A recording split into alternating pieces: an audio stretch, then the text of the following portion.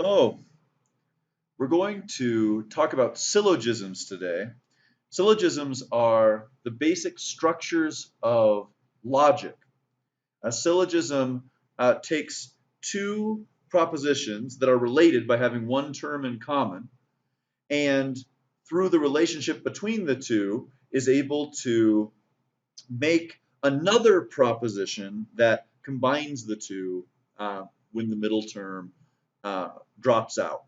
So we'll see what that looks like. This is necessary for thought, for moving from one set of ideas further to go deeper and further into ideas.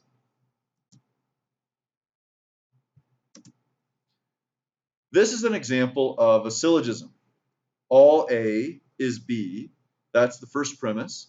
All B is C, that's the second premise. And then the conclusion, therefore, all A is C. If you see the two premises, all A is B and all B is C, those have a term that's in common. That's called the middle term. That's B in this situation. Because they have that middle term and because of this structure working, not all possible structures would create a valid conclusion, but in this case it does.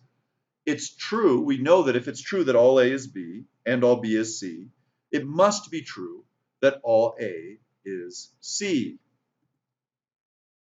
Here's the same example, but we're going to use words rather than just the letters. So all dogs are mammals. All mammals are warm-blooded. Therefore, all dogs are warm-blooded. It must be true that if those first two premises are true, that the conclusion follows, that the conclusion is just as true as the premises that it comes from. We can look at that physically by using a Venn diagram.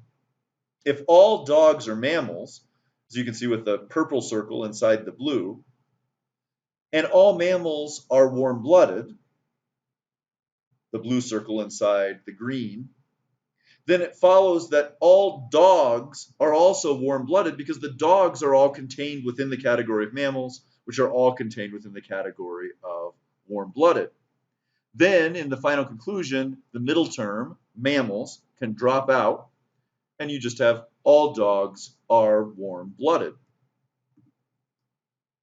Now, there could be another kind of syllogism. There's many different forms that we could put this into. Here's a valid syllogism that shows that there's not a connection between two things. All dogs are warm-blooded animals. No warm-blooded animals are insects. Therefore, no dogs are insects. Here's how we can see that that's a valid syllogism. If all dogs are contained within the category of warm-blooded animals, but no warm-blooded animals are within the category of insects, then no dogs are insects. That follows. And we can see this next, dogs, insects, and they do not intersect. We've shown that through the syllogism. Here are the ways to label the parts of a syllogism. Know this, that you could do this yourself, because this creates a language that we can use to refer to the different premises or refer to the parts of the syllogism in a way that is helpful.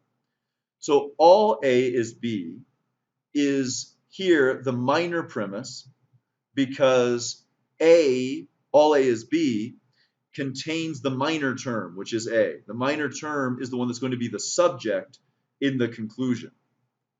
The major premise is all B is C. The major premise is the one that contains the term that's going to be the predicate in the conclusion. Therefore, all A is C. You see that the minor term A is combined with the major term C. A is the subject, C is the predicate, all A is C, and that's the conclusion. We've worked through the middle term, which is B, the common term between the two premises, to come to a conclusion, a new conclusion that we didn't know before, although it was contained in those premises. So this is what the different aspects of a syllogism are called.